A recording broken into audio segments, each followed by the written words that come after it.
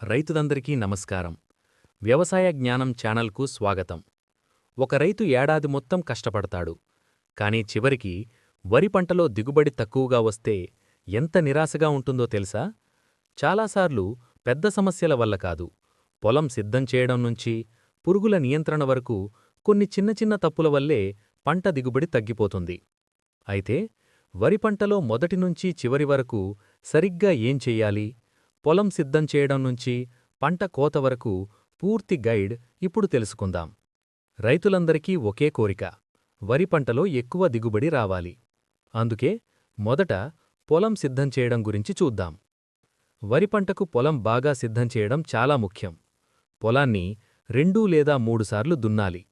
తరువాత నీరు పెట్టి మట్టిని మెత్తగా చెయ్యాలి. ఇలా చేస్తే వరి బాగా పెరుగుతుంది. ఇప్పుడు విత్తనం ఎంపిక గురించి చూద్దాం. మంచి క్వాలిటీ విత్తనం వాడితే పంట దిగుబడి పెరుగుతుంది. విత్తనం నాటే ముందు కార్బండాజిమ్ లేదా ట్రైకోడర్మాతో సీడ్ ట్రీట్మెంట్ చెయ్యాలి. ఇలా చేస్తే ప్రారంభంలో వచ్చే వ్యాధులు తగ్గుతాయి. ఇప్పుడు మొలక దశ గురించి చూద్దాం.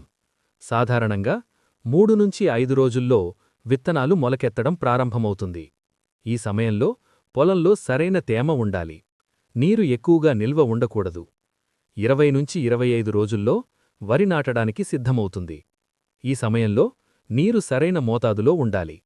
నారు బలంగా పెరిగితే తరువాత పంట కూడా బాగా వస్తుంది. ఇప్పుడు నాటు వేయడం గురించి చూద్దాం. పెరిగిన నారును పొలంలో నాటాలి. మొక్కల మధ్య సరైన దూరం ఉండాలి. సాధారణంగా 20 సెంటీమీటర్లు దూరం మంచిది. ఇలా చేస్తే మొక్కలకు గాలి మరియు సూర్యరశ్మి బాగా అందుతుంది. తరువాత వచ్చే ముఖ్యమైన పని కలుపు నియంత్రణ.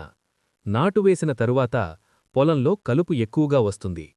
కలుపు మొక్కలు పంటకు పోటీగా పోషకాలు తీసుకుంటాయి. అందుకే 10 నుంచి 15 రోజుల్లో బిస్పిరిబాక్ సోడియం వంటి కలుపు మందు వాడవచ్చు. ఇప్పుడు నీటి నిర్వహణ గురించి చూద్దాం. వరి పంటలో నీరు చాలా ముఖ్యం.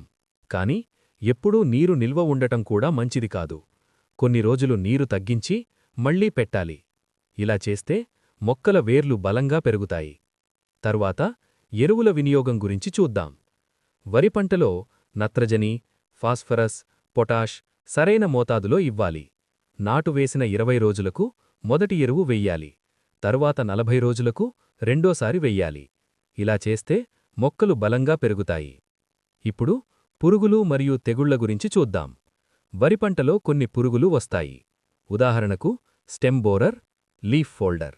ఈ పురుగులను నియంత్రించడానికి ఫిప్రోనిల్ లేదా క్లోరాంట్రానిలిప్రోల్ వంటి మందులు వాడవచ్చు. అలాగే కొన్ని వ్యాధులు కూడా వస్తాయి.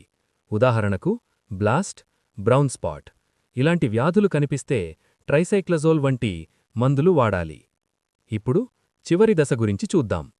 పంట చివరి దశలో నీరు ఎక్కువగా పెట్టకూడదు. ఇలా చేస్తే గింజలు బాగా నిండుతాయి. పంట కోతకముందు నీరు తగ్గించడం మంచిది. రైతులు ఈ పద్ధతులు పాటిస్తే వరి పంటలో దిగుబడి గణనీయంగా పెరుగుతుంది. ఈ సమాచారం మీకు ఉపయోగపడితే ఇంకో రైతుకు కూడా షేర్ చెయ్యండి. ఇలాంటి వ్యవసాయ సమాచారం కోసం వ్యవసాయ జ్ఞానం ఛానల్ను ఫాలో అవ్వండి.